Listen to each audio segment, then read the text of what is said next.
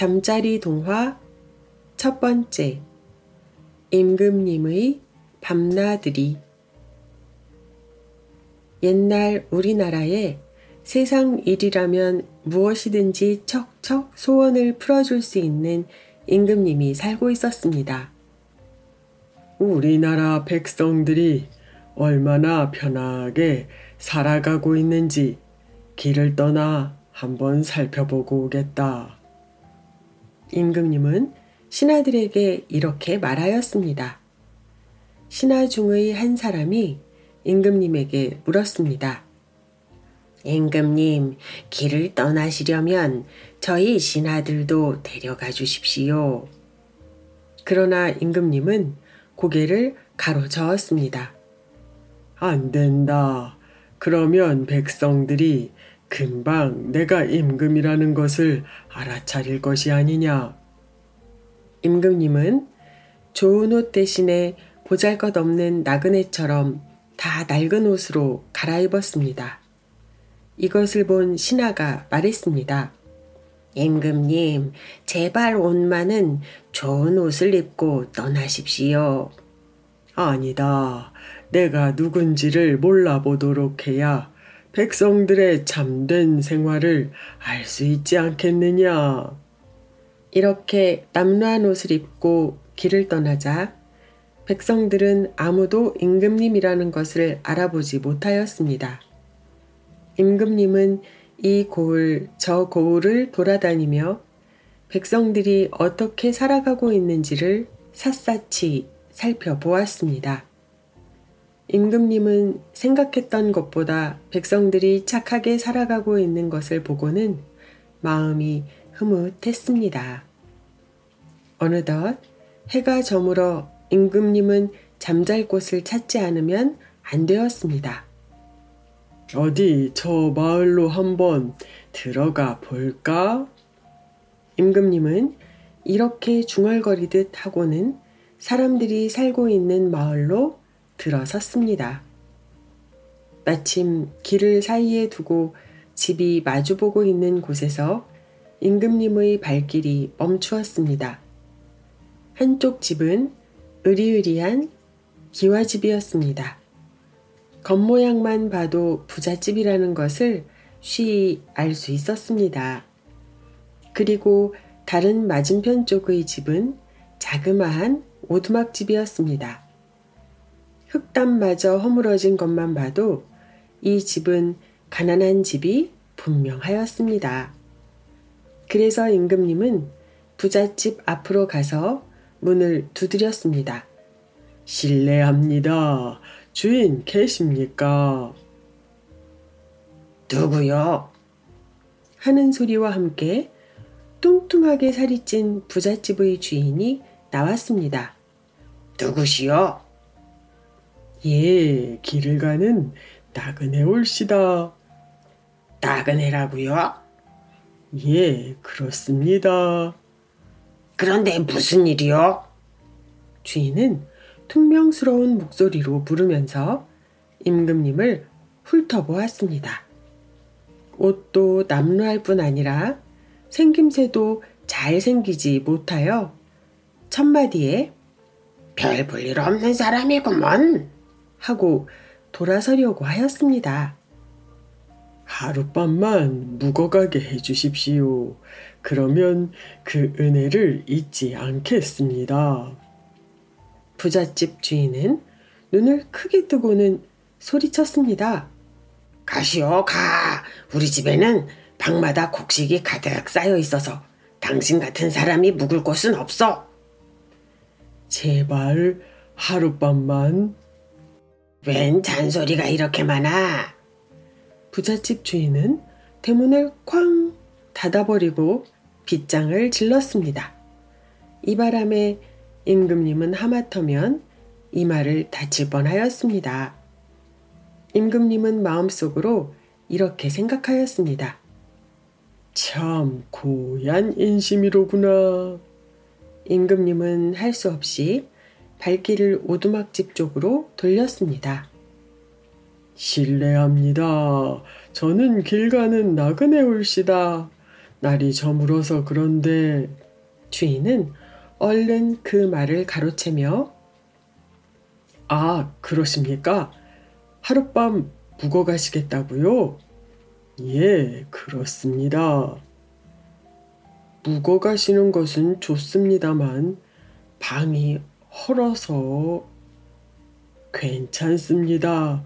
방만 빌려주신다면 더없이 고맙겠습니다. 그러시다면 어서 안으로 드시지요.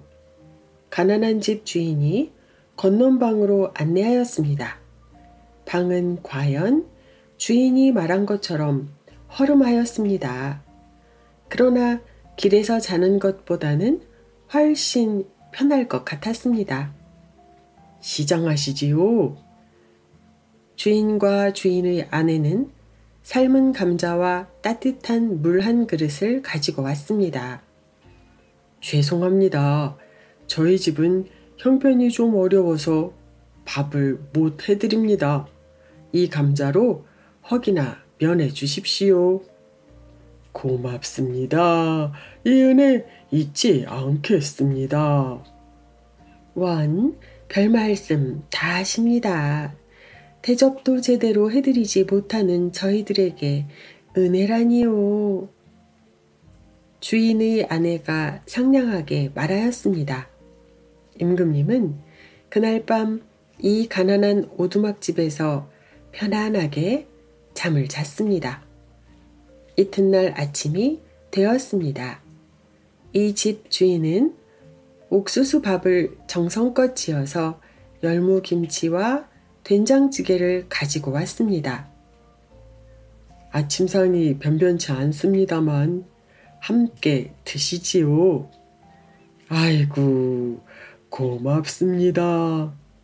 주인과 임금님은 밥상을 가운데 놓고 옥수수 밥을 맛있게 먹었습니다.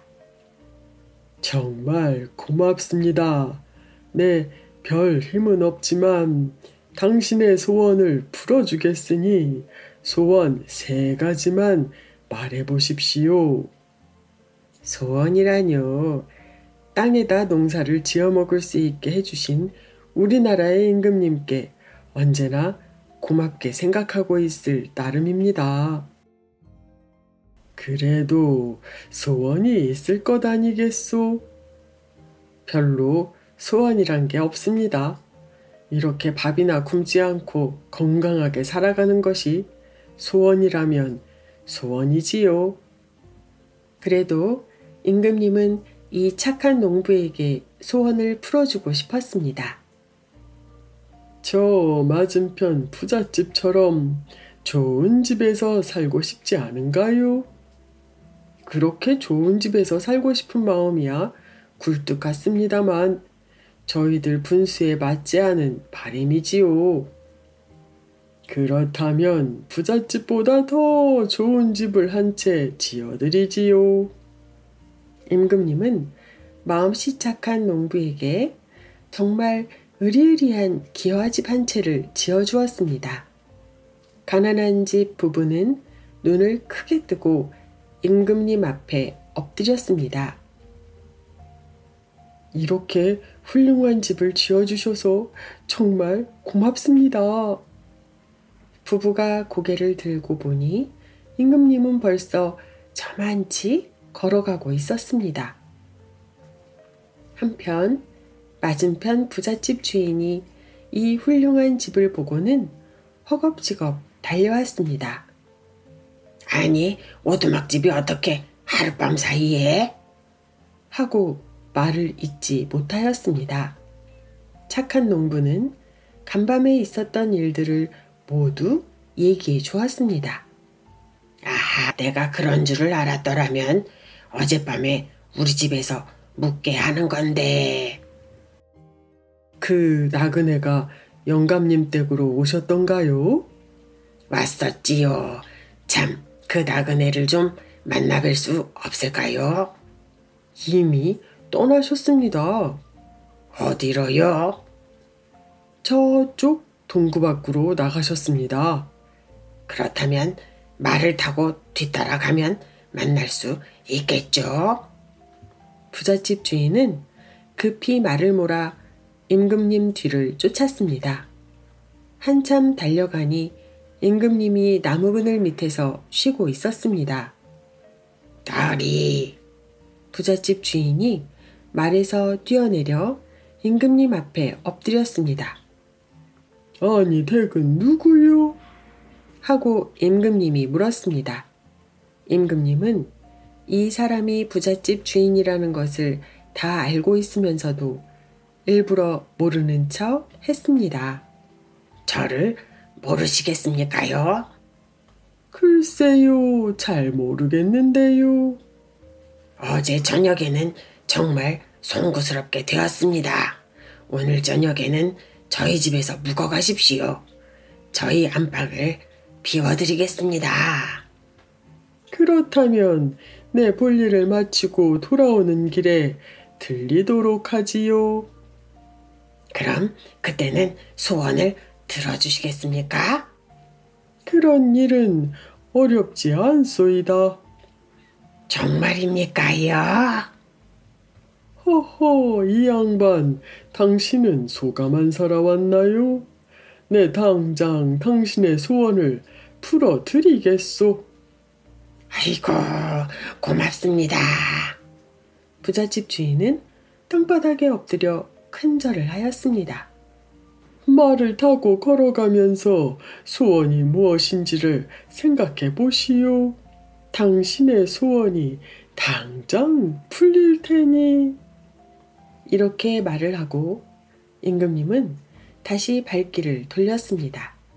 한편 부잣집 주인도 집으로 발길을 돌리며 소원이라 내 소원을 뭘로 할까? 하고 마음속으로 되새기고 있었습니다. 그러나 될 수 있는 대로 큰 소원을 생각하려고 하니까 좀처럼 좋은 생각이 떠오르지 않았습니다. 이런 생각, 저런 생각을 하며 가다 보니 말이 엉뚱한 길로 가고 있는 것이 아니겠습니까?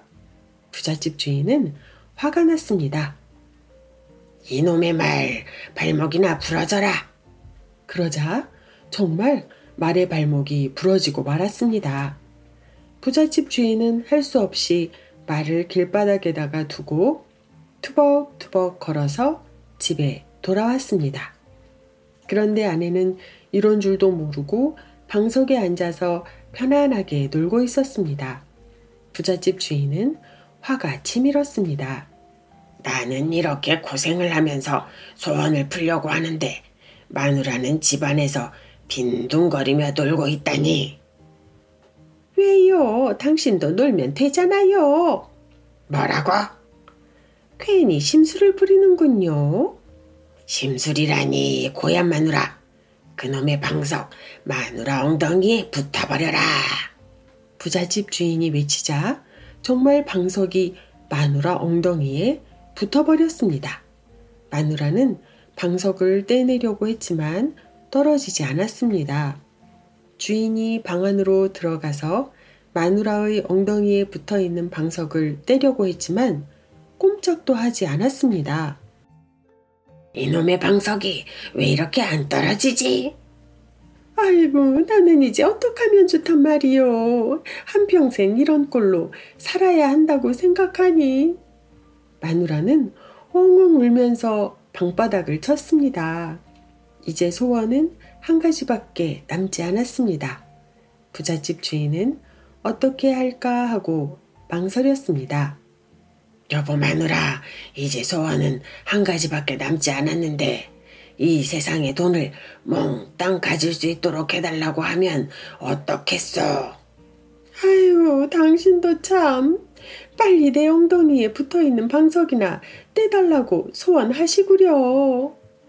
부잣집 주인은 할 수 없이 마누라의 소원을 들어주기로 하였습니다. 마지막 소원이오니 제발 우리 마누라의 엉덩이에 붙어있는 저 방석을 떼어주십시오. 방석이 뚝 떨어졌습니다. 그 바람에 마누라는 방바닥에 엉덩방아를 쿵 찍고 말았습니다.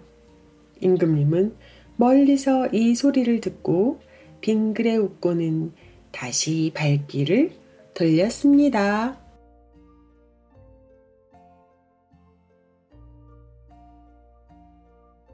잠자리 동화 두 번째. 이야기로 물리친 도둑. 옛날에 한 나그네가 산길을 걸어가고 있었습니다. 그런데 깊은 산속으로 접어들자 도깨비가 나타나더니 여보시오, 나그네. 나하고 놀다 가시오. 하고는 다가왔습니다. 나그네는 이 도깨비를 보고는 그만 입이 딱 벌어졌습니다. 나그네는 있는 힘을 다해서 마구 뛰었습니다. 도깨비도 나그네 뒤를 따라왔습니다. 그러나 도깨비는 나그네가 빠르게 도망치는 바람에 따라올 수가 없었습니다. 얼마를 뛰었을까? 나그네는 땀을 뻘뻘 흘리면서 앞을 바라보니 바로 눈앞에 초가집 하나가 있었습니다. 아이고, 살았다. 하고 나그네는 집 앞에 가서 문을 두드렸습니다. 주인 계십니까? 그러자 앞에서 할머니의 목소리가 들렸습니다. 뉘시오. 아이고, 길 가는 나그네 올시다. 빨리 문 좀 열어주십시오. 할머니가 나와서 문을 열어주었습니다. 나그네는 다짜고짜 안으로 뛰어 들어갔습니다. 뉘신데? 예, 죄송합니다. 도깨비에게 쫓겨 여기까지 왔습니다. 저를 살려주십시오. 하고 나그네가 헉헉거리며 사정하였습니다. 너무 놀라지 마세요. 그따위 도깨비는 힘도 없으니까요. 자, 마음 놓고 이리 들어오시오. 이리하여 나그네는 이 초가집 할머니 집에서 하룻밤을 묵게 되었습니다. 할머니는 외딴 곳에서 살다가 모처럼 사람 구경을 하던 참이라 나그네더러 하루만 더 묵고 가라고 졸랐습니다. 나그네도 그리 바쁜 일은 없었기 때문에 그렇게 하겠다고 했습니다. 나그네, 옛날 얘기 좀 해봐요. 하고 할머니가 졸랐습니다. 그러나 이 나그네는 입담이 워낙 없는 위인이라 얘기거리가 없었습니다. 그렇다고 해서 얘기를 할 줄 모른다고는 말할 수 없어. 할머니, 지금은 배가 고파서 얘기를 할 수가 없습니다. 하고 배를 움켜 잡았습니다. 아이고, 그래요. 그럼 내가 맛있는 밥을 지어오겠소. 할머니는 얼른 부엌으로 나가더니 밥을 지어 맛있는 반찬과 함께 가지고 들어왔습니다. 자, 이제 밥을 배불리 먹고 옛날 얘기 좀 해주시오. 예, 그렇게 하지요. 나그네는 대답을 시원하게 하고 밥을 맛있게 먹었습니다. 밥을 다 먹고 나자 할머니가 또 조르기 시작하였습니다. 얘기를 해줘요. 아이고, 지금은 배가 너무 불러서 못하겠습니다. 마침 할머니는 산비탈에 논농사를 짓고 있었는데 함께 바람을 쏘이러 가자고 했습니다. 두 사람이 논두렁을 걷고 있는데 외가리 한 마리가 날아오더니 기웃기웃하고 다녔습니다. 그리고 미꾸라지를 잡아서는 쩝쩝하고 먹었습니다. 꿀꺽 삼킬 때 눈이 동그래졌습니다. 나그네는 됐다 하고 할머니에게 할머니, 제가 얘기 한 가지 할까요? 하고 물었습니다. 아이고, 어서 해요. 이제 배가 부르지도 않고 고프지도 않은 모양이구랴. 옛날에요. 응, 그래서? 외가리 한 마리가 살았는데요. 응, 그래서? 기웃기웃 합니다요. 응, 그래서? 쩝쩝 합니다요. 응, 그래서? 이크, 저는 참 재미있구먼. 기웃기웃하는군. 쩝쩝하는군. 이크 전운. 할머니는 나그네가 한 얘기를 이렇게 외쳤습니다. 논두렁을 걸으면서 할머니는 줄곧 기웃기웃하는군. 쩝쩝하는군. 이크 전운. 하고 말하였습니다. 그날 밤이었습니다. 할머니는 방에서 혼자 잤습니다. 그리고 나그네는 사랑방에 누워서 잤습니다. 한밤중이 되자 산도둑 하나가 이 초가집으로 살금살금 기어들어 왔습니다. 그리고 이쪽 저쪽을 기웃거렸습니다. 그때 어디에선가 기웃기웃하는군 하는 소리가 들려왔습니다. 산도둑은 이 소리를 듣고 발걸음을 멈추었습니다. 내가 이 집안에서 기웃기웃하고 있는 걸 누가 보고 있는 모양이군. 도둑은 얼른 집 모퉁이를 돌아 담벼락에 몸을 붙였습니다. 마침 거기에는 할머니가 걸어둔 무말랭이가 있었습니다. 산도둑은 시장하던 참이라 무말랭이를 쩍쩍 씹어 먹었습니다. 무말랭이는 여간 달콤하지 않았습니다. 쩝쩝하는군. 할머니의 목소리가 들려왔습니다. 산도둑은 무말랭이 씹던 입을 꼭 다물었습니다. 내가 여기서 무말랭이를 먹는 걸 어떻게 알고 있을까? 이렇게 생각한 산도둑은 할머니의 소리가 난 쪽으로 걸어갔습니다. 그리고 할머니의 방문 앞에 서서 손가락에 침을 발라 창호지를 뚫었습니다. 다음에 이 창호지 구멍에다가 한쪽 눈을 갖다 댔습니다. 바로 그때였습니다. 방 안에서 소리가 났습니다. 이크 전운. 산도둑은 그만 깜짝 놀라고 말았습니다. 아이고 난 이제 죽었다. 산도둑은 천천히 한 발자국씩 뒤로 옮겼습니다. 겨우 대문까지 온 산도둑은 몸을 획 돌려 마구 뛰기 시작하였습니다. 날이 밝았습니다. 할머니가 마당에 나와 보니 대문이 활짝 열려 있었습니다. 도둑이 든 것이라고 생각했습니다. 나그네를 깨워 온 집안을 샅샅이 뒤졌습니다. 없어진 것이라곤 무말랭이 조금뿐이었습니다. 할머니는 이 나그네의 세 마디 이야기 덕분에 도둑을 맞지 않게 되었답니다.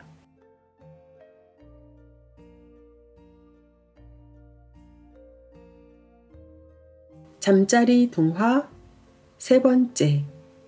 정직한 차돌이. 옛날 어느 산골에 산삼을 캐서 팔아가지고 살아가는 차돌이라는 젊은이가 살고 있었습니다. 차돌이는 어느 날 친구 두 사람과 산삼을 캐러 나서기로 하였습니다. 정말 산삼이 있을까? 한 친구가 차돌이에게 물었습니다. 마음을 정직하게 먹고 깊은 산에 가면 산삼을 캘 수가 있지. 차돌이는 산삼을 캐려면 무엇보다도 마음씨를 착하게 가져야 한다고 말하였습니다. 산삼은 원래 보통 산이나 낮은 산에는 없습니다. 사람이 잘 다니지 않는 깊은 산이나 높은 산에 가야 캘 수가 있습니다. 그래서 세 사람은 아주 깊고 깊은 산 속으로 들어가서 산삼을 찾아 헤매고 있었습니다. 차돌이와 두 친구는 깊은 산 속으로 들어가다 보니 산꼭대기까지 오게 되었습니다. 산꼭대기에서 아래를 내려다 보니까 거기에는 수십 길도 더 될 것 같은 낭떠러지가 있었습니다. 이 낭떠러지로 떨어지는 날에는 살아남을 길이 없다고 생각했습니다. 아이 무서워. 다른 데로 가자. 한 친구가 말했습니다. 잠깐만 있어봐. 낭떠러지 아래의 골짜기를 내려다보고 있던 차돌이가 말했습니다. 무엇을 보았는지 차돌이의 눈이 동그랗게 커졌습니다. 차돌이는 산삼을 발견하였습니다. 저 아래 낭떠러지의 골짜기 사이에 숨어있는 산삼들을 보았던 것입니다. 그런데 그 골짜기로 내려갈 길이 없었습니다. 세 사람은 그 산삼들을 보고 좋아서 함성까지 질렀지만 사방이 험한 절벽으로 되어 있었기 때문에 아무래도 그곳까지는 내려갈 수가 없었습니다. 세 사람은 무슨 좋은 수가 없을까 하고 머리를 맞대고 골똘히 생각하고 있었습니다. 아무리 생각해도 좋은 생각이 떠오르지 않았습니다. 세 사람은 그만 맥이 탁 풀려버렸습니다. 모처럼 산삼을 보았는데 캘 수가 없다니 하면서 억울해하였습니다. 차돌이는 어떻게 하면 낭떠러지를 내려갈 수가 있을까 하고 깊이 생각하고 있었습니다. 그렇게 생각을 하고 있던 차돌이가 입을 열었습니다. 이렇게 하면 어떨까? 어떻게? 두 친구는 눈을 크게 뜨고 차돌이를 쳐다보았습니다. 줄이 달린 바구니를 타고 내려가면 어떨까? 그거 참 좋은 생각이다. 두 친구는 차돌이의 생각에 큰 소리를 치며 손뼉을 쳤습니다. 그러니까 두 사람이 줄을 내려주고 한 사람이 바구니를 타고 내려가는 거야. 좋아, 그렇게 하자. 하고 세 사람은 바구니와 줄을 어떻게 만들어야 단단하게 만들 수 있을까를 머리를 맞대고 의논하였습니다. 줄은 칡넝쿨로 단단하게 새끼줄처럼 꼬았습니다. 바구니는 억새풀과 칡넝쿨로 엮어서 만들었습니다. 세 사람은 이런 일을 하면서 가슴이 뛰었고 신바람도 났습니다. 저 산삼만 가지고 간다면 우리 모두 부자가 되겠지? 그렇고 말고 우리도 이제 부자로 살 수 있어. 이 얘기를 하면서 부지런히 일을 하여 줄과 바구니가 다 되었습니다. 바구니는 차돌이가 타고 내려가기로 했습니다. 두 친구는 낭떠러지 위에서 줄을 풀어주고 있었습니다. 줄을 풀어줄 때마다 차돌이가 타고 있는 바구니가 점점 낭떠러지 아래로 내려갔습니다. 이렇게 해서 차돌이는 무사히 골짜기에 내려가서 산삼이 있는 곳으로 걸어갔습니다. 차돌이는 산삼을 열심히 캐기 시작했습니다. 오래된 산삼이 무척 많이 있었습니다. 야, 이런 산삼은 난생 처음 보는걸? 차돌이는 신이 나서 콧노래를 부르며 부지런히 산삼을 캐왔습니다. 낭떠러지 위에서는 두 친구가 아래쪽을 내려다보고 있었습니다. 산삼을 많이 캔 차돌이는 그 산삼을 바구니에 듬뿍 담았습니다. 그리고 차돌이는 낭떠러지 위에 있는 두 친구에게 자, 됐다. 줄을 잡아당겨라.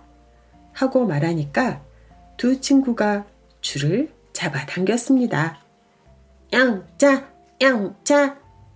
있는 힘을 다해서 줄을 잡아당기느라고 땀을 뻘뻘 흘렸습니다. 산삼 바구니를 다 끌어당긴 두 친구는 산삼을 보고 깜짝 놀랐습니다. 예, 우리는 이제 부자가 됐어. 이렇게 몇 번 되풀이하는 동안에 산삼은 낭떠러지 위로 다 올라왔습니다. 그런데 차돌이는 뜻하지 않은 일을 당하고 말았습니다. 낭떠러지 위에 있던 두 친구가 바구니를 내려주지 않았던 것입니다. 두 친구는 낭떠러지 위에서 바구니를 사이에 두고 수군대고 있었습니다. 이것 봐, 이 산삼을 우리 둘이서만 나눠 갖자고. 한 친구가 말하였습니다. 그래, 좋아. 자, 차돌이가 올라오면 우리 몫이 그만큼 줄어들 테니까. 두 친구는 욕심이 생겨 그 산삼을 둘이서만 차지해서 부자가 되려고 하였습니다. 그럼 됐어. 차돌이는 저 아래서 굶어 죽거나 호랑이나 늑대에게 잡혀서 죽고 말 거야. 낭떠러지 아래 골짜기에 있는 차돌이는 정말 큰일이었습니다. 위를 쳐다보고 아무리 소리쳐도 소용이 없었습니다. 이미 두 친구는 산삼을 가지고 멀리 가버린 뒤였기 때문입니다. 속았구나. 돈에 정신이 팔린 저 짐승보다 못한 녀석들을 내가 친구라고 믿은 게 잘못이지. 이미 일은 틀렸습니다. 앞뒤를 보아도 옆쪽을 보아도 마치 깎아세운 듯한 낭떠러지뿐 올라갈 수 있는 길이라고는 아무데도 없었습니다. 더욱 견딜 수 없는 것은 배가 고픈 것이었습니다. 배가 고프구나. 어디 먹을 것이 없을까? 하고 차돌이는 먹을 것을 찾았습니다. 마침 거기에는 아직 산삼 몇 뿌리가 남아 있었습니다. 옳지, 이거라도 먹고 허기를 메워야겠구나. 차돌이는 그 산삼을 먹었습니다. 그랬더니 배고픈 것이 없어지고 정신이 조금 맑아지는 것 같았습니다. 아, 살았구나. 그런데 잠은 어디서 자지? 밤이 되었으므로 차돌이는 잠잘 곳을 찾았습니다. 아무리 둘러보아도 잠을 잘 만한 곳이 눈에 들어오지 않았습니다. 가만히 살펴보았습니다. 큰 바윗돌 밑에 조금 편편한 데가 있었습니다. 옳지, 저기가 좋겠구나. 하며 차돌이는 그 바위 밑으로 가서 누웠습니다. 밤하늘에는 별들이 반짝거리고 있었습니다. 별들을 가만히 쳐다보고 누워있으니 집 생각만 났습니다. 아버지, 어머니 생각도 났습니다. 차돌이가 어두운 밤이 되어도 돌아오지 않으니 얼마나 기다리고 계실까 생각하니 마음이 괴로웠습니다. 차돌이는 집에 아무리 가고 싶어도 갈 수가 없습니다. 그럴수록 더욱 두 친구가 야속하게 생각되었습니다. 아, 내가 어리석구나. 그 못난 것들을 친구라고. 차돌이는 울고 싶었습니다. 이렇게 며칠이 지났습니다. 어느 날이었습니다. 낭떠러지 위의 바위를 쳐다보니 큰 이무기 한 마리가 나타났습니다. 아니, 저 이무기가 나를 잡아먹으려고 하는구나. 차돌이는 겁이 났습니다. 이무기의 머리는 황소머리의 몇 배나 되었고 눈에는 마치 불길처럼 붉은 빛을 뿜어내고 있었습니다. 아, 난 이제 죽었구나. 차돌이는 눈을 딱 감았습니다. 더구나 그 이무기는 차돌이를 향해서 점점 아래로 내려오고 있었습니다. 차돌이는 간이 콩알만큼 오그라붙고 말았습니다. 그러나 차돌이는 마음속으로 이렇게 생각했습니다.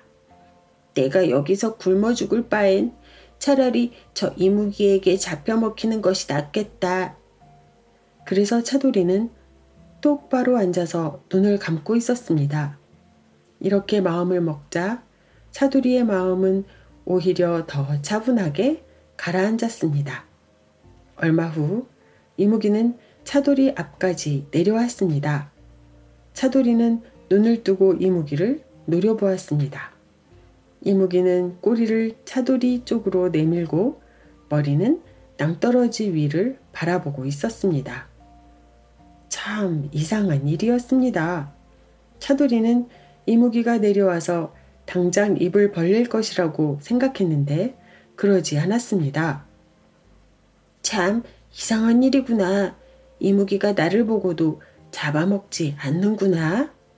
차돌이는 어쩌면 저 이무기가 자기를 도와주려고 내려왔는지도 모른다고 생각했습니다. 나는 어차피 죽기로 작정한 몸이니 될 대로 되겠지. 이렇게 생각한 차돌이는 자기 허리띠를 풀어서 몸을 이무기의 꼬리에 묶었습니다. 자, 이제 됐다. 내가 죽느냐 사느냐는 이제 이 이무기에게 달려있다. 차돌이는 다시 눈을 감고 가만히 앉아 있었습니다. 이상한 일이 일어났습니다. 이무기는 슬슬 바위를 타고 기어 올라가기 시작하였습니다. 이리에서 차돌이는 어렵지 않게 낭떠러지 위까지 올라올 수가 있었습니다. 차돌이가 얼른 허리띠를 풀자 이무기는 수풀 속으로 사라져 버렸습니다. 차돌이는 이무기 덕택으로 죽음의 구렁에서 살아날 수가 있었습니다. 차돌이는 그 이무기가 너무 고마워 숲속을 향해서 몇 번이나 절을 했습니다. 저 이무기는 이 산을 지키는 산신령인지도 몰라. 차돌이는 이렇게 생각이 들자 다시 숲속을 향해서 고개를 숙여 큰 절을 하였습니다. 고맙다 이무기야. 이 은혜를 어떻게 갚아야 할지 모르겠구나. 하고 차돌이는 사방을 두리번거렸습니다. 산삼을 가진 두 친구는 멀리 가버렸는지 숲속에는 보이지 않았습니다. 차돌이는 집으로 가기 위하여 산길을 내려오고 있었습니다. 그런데 나무 아래에 두 친구가 산삼을 가지고 앉아있지 않겠습니까? 차돌이가 먼저 말을 걸었습니다. 도대체 너희들은 여태 여기 뭐라고 있니? 그러나 두 친구는 아무 말도 하지 않았습니다. 그래서 차돌이는 가까이 가서 두 친구를 흔들어 보았습니다. 두 친구는 죽어 있었습니다. 아니, 어쩌다가 이 친구들이 여기서 죽었지? 안 되겠다. 빨리 이 친구들 소식을 알려줘야지. 차돌이는 두 친구가 가지고 있던 산삼을 가지고 마을로 내려왔습니다. 차돌이는 두 친구의 부모들에게 얘기를 했습니다. 우리 세 사람은 많은 산삼을 캐어 집으로 돌아오고 있었습니다. 그런데 도중에 그만 두 친구가 병이 났습니다. 두 친구는 피를 토하다가 그만 죽어버렸습니다. 저 혼자만 살아오게 되어서 면목이 없습니다. 하지만 캐온 산삼은 세 사람이 똑같이 나누도록 하겠습니다. 정직한 차돌이는 이렇게 말하고는 그 산삼을 똑같이 나눠서 두 친구네 집에도 주었습니다. 그러나 자기가 친구 때문에 겪은 어려웠던 일들은 아예 입 밖에도 내지 않았습니다. 두 친구네 집에서는 오래전부터 차돌이가 정직한 사람이라는 것을 잘 알고 있었기 때문에 의심을 하지 않았습니다. 산에서 죽은 두 친구는 부모님들이 데리고 와서 장례를 치루었습니다. 두 친구는 너무 욕심을 부리다가 벌을 받은 것입니다. 사이좋게 산삼을 가지고 왔다면 이런 일은 당하지 않았을 것입니다. 그 뒤 차돌이는 산삼을 먹은 탓인지 90살이 넘도록 살았지만 언제나 젊어 보였습니다. 차돌이도 나이가 많아지자 죽음을 맞이하게 되었습니다. 죽음을 눈앞에 둔 차돌이는 마침내 지난날의 일들을 돌이켜보면서 자손들에게 말하였습니다. 사람이 죽고 사는 것과 부자가 되고 벼슬자리가 높아지는 것은 물론 자기의 노력도 필요하겠지만 언제나 정직한 마음을 가져야 이룰 수가 있느니라. 너희들은 언제나 착한 마음씨를 갖도록 하여라. 내 두 친구가 어떻게 해서 죽었는지를 잊지 않도록 하기 바란다. 차돌이는 이 말을 마지막으로 스르르 눈을 감았습니다.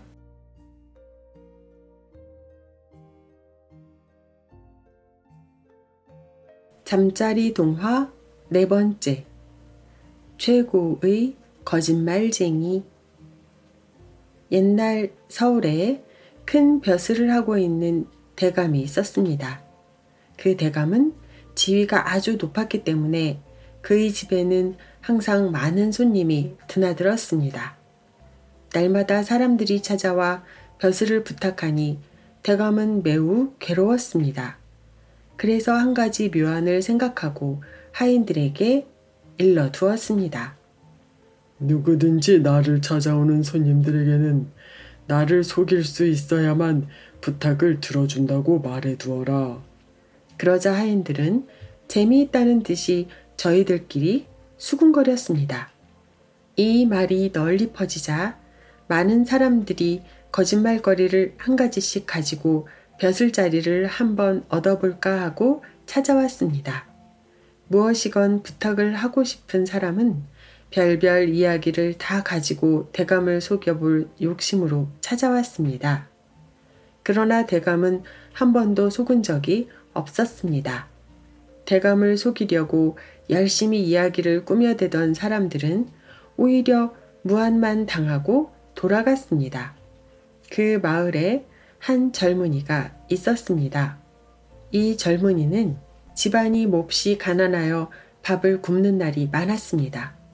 그렇게 어렵게 지내던 터라 이 소문을 듣고는 대감집을 찾아가 보았습니다. 그러고는 대감과 이야기하기를 청하였습니다. 대감은 마침 심심하던 터라 이야기를 해보라고 허락하였습니다. 대감님, 제가 지금 이리로 오던 중에 참으로 이상한 것을 보았습니다. 젊은이가 이렇게 말하자 대감은 그래, 그것이 무엇인가? 하고 물어보았습니다. 다름이 아니었고 소인이 오다 보니 기러기 한 마리가 날아가다가 물고 있던 앵두를 한 개 떨어뜨리길래 달려가 보았더니 앵두가 얼마나 큰지 항아리만 하였습니다. 하고 말했습니다. 그러자 대감은 이 사람이 거짓말을 해도 분수가 있지. 그런 엉터리 같은 거짓말을 나에게 하는 건가? 그렇게 큰 앵두가 어디 있단 말인가? 하며 허허 웃었습니다. 사실은 요강만 하였습니다. 하고 젊은이가 다시 말했습니다. 대감은 그것도 말 같지 않은 소리일세. 하고 잘라 말했습니다. 아니, 요강만 하지는 않았지만 사실은 사발그릇만 했습니다. 젊은이가 또다시 말하자 대감은 화를 버럭 내면서 그래도 끝까지 거짓말을 하려 드느냐? 하고 담뱃대로 방바닥을 탁탁 쳤습니다. 아닙니다, 대감님. 솔직히 간장 종지만 했어요. 하고 젊은이가 좀 더 줄여서 대답하자 대감은 또 믿으려 하지 않았습니다. 어쩔 수 없이 젊은이는 사실은 도토리만 했어요. 하고 말했습니다. 그러자 대감은 화가 좀 풀어져서 고개를 끄덕이며 하긴 제일 큰 앵두는 그 정도만 할 거야. 하고 말했습니다. 그러면 그 말은 믿으시겠습니까? 그 말은 믿지. 제일 큰 앵두가 도토리만 하다는 것은 정말일세. 하고 대감이 대답하였습니다. 그러자 젊은이는 대감께서 아무리 속지 않으시려고 해도 저한테만은 속으셨습니다. 하고 말하였더니 대감은 다시 화를 내며 앵두가 큰 것은 도토리만 하다는 것이 뭐가 속았다는 말이냐? 하고 말하였습니다. 그것은 맞는 말입니다만 다른 것을 속으셨습니다. 기러기란 놈은 가을철에 우리나라에 왔다가 이른 봄이 되면 북쪽으로 날아가는데 이 무더운 여름철에 기러기가 날아다니는 것을 볼 수가 있습니까? 앵두가 크다는 것을 속지 않으려 하시다가 기러기가 있고 없고 하는 것은 생각지 않으셨으니 그것이 속은 것 아닙니까? 하고 자세히 설명했습니다. 그때까지 한 번도 속지 않으셨던 대감도 머리를 탁 치면서 아이고, 내가 속았구나 하고 억울해하였습니다. 하는 수 없이 대감은 약속대로 젊은이에게 벼슬을 내려주었습니다. 젊은이는 보기 좋게 대감을 속이는 바람에 시골로 내려가 원님 자리를 얻었습니다. 그리하여 가난도 면하고 훌륭한 일을 하며 오래오래 잘 살았습니다.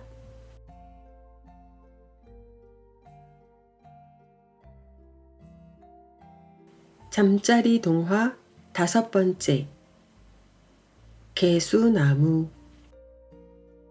옛날 어느 마을에 개수나무라고 하는 아이가 살고 있었습니다. 개수나무는 참 귀엽게 생긴 아이였습니다. 아버지는 키가 큰 개수나무였습니다. 키가 어떻게나 큰지 하늘까지 닿을 것만 같았습니다. 이 개수나무 아래에는 이따금 하늘에서 선녀가 내려와 쉬어갔습니다. 개수나무는 선녀가 키 큰 개수나무의 정기를 받아 낳은 아이였습니다. 선녀 어머니는 개수나무 아이가 8살이 되었을 때 아들을 키 큰 개수나무 옆에 놓아두고 하늘로 올라가 버렸습니다. 어느 날의 일이었습니다. 큰 비바람이 몰아쳤습니다. 날마다 비가 내렸습니다.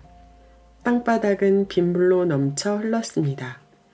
마침내 땅바닥은 마치 바다처럼 변하고 말았습니다. 그러나 그 물은 맑은 물이 아니라 흙탕물이었습니다. 이 흙탕물이 키 큰 개수나무 있는 곳까지 밀려왔습니다. 이때 아버지 개수나무가 이렇게 말하였습니다. 개수나무야, 예, 아버지.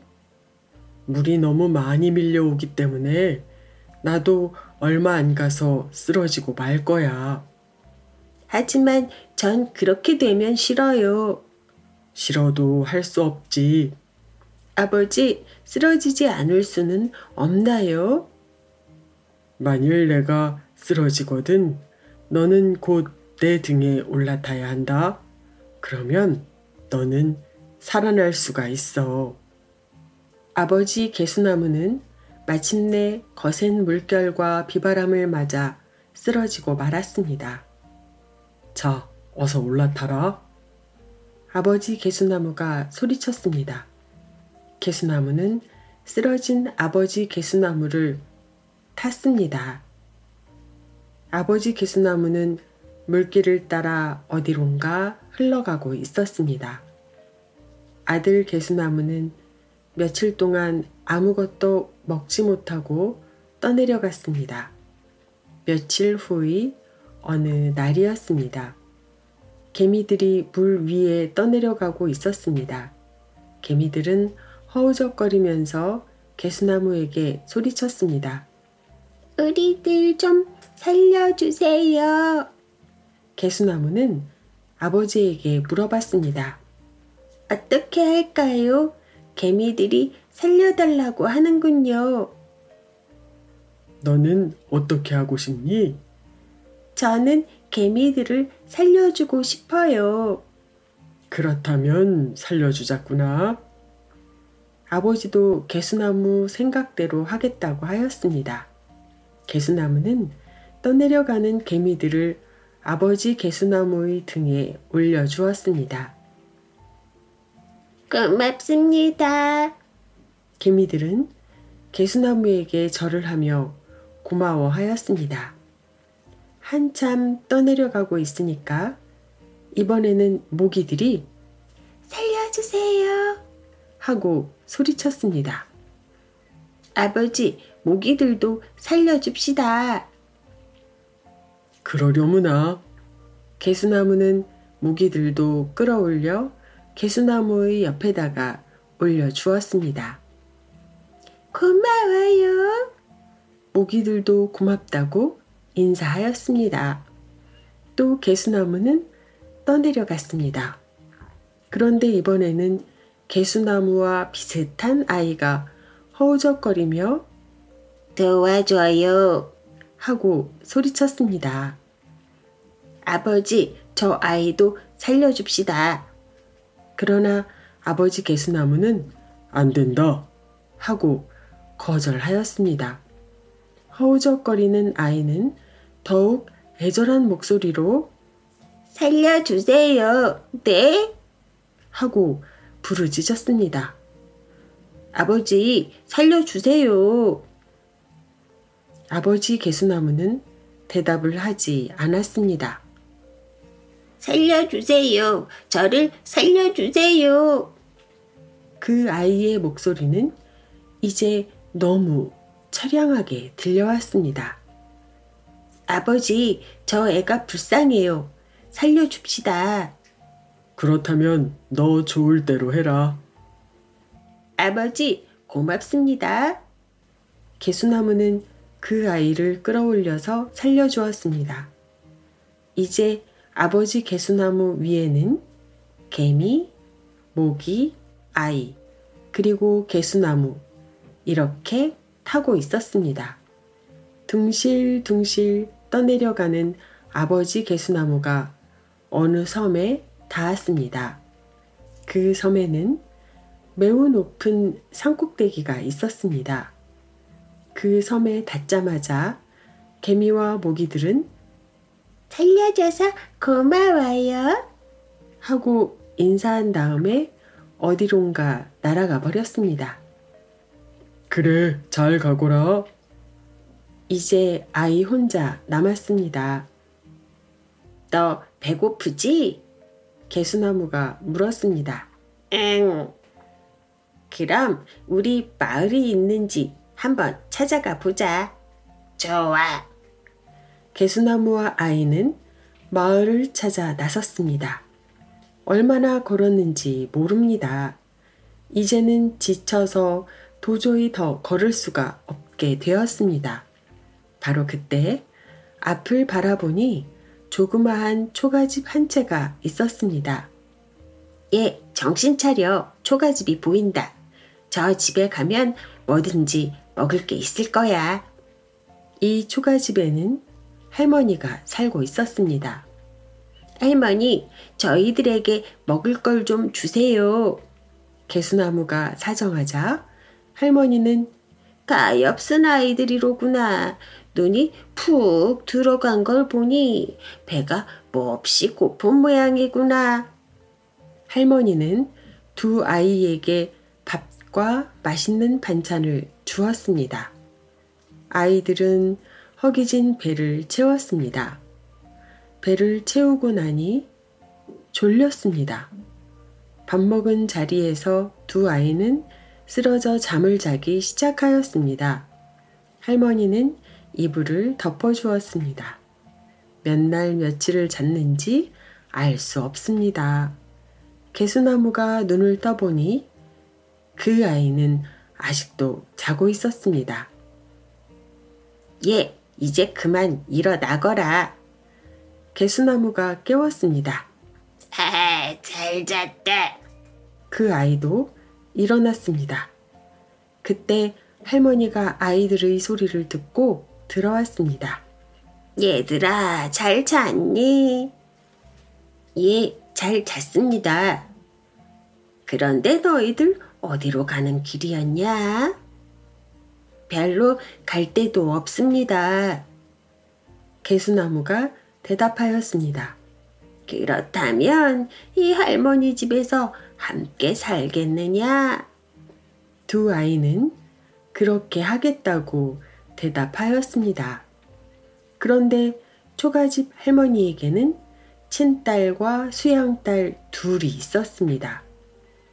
이 세상에는 큰 비바람 때문에 난리가 일어나 사람이라고는 없었습니다. 남은 사람이라고는 할머니와 남자아이 둘, 그리고 할머니가 데리고 있는 딸 둘뿐이었습니다. 이 5사람은 부지런히 농사를 지으면서 하루하루를 행복하게 살고 있었습니다. 세월이 흘렀습니다. 두 남자아이는 이제 어엿한 젊은이가 되었습니다.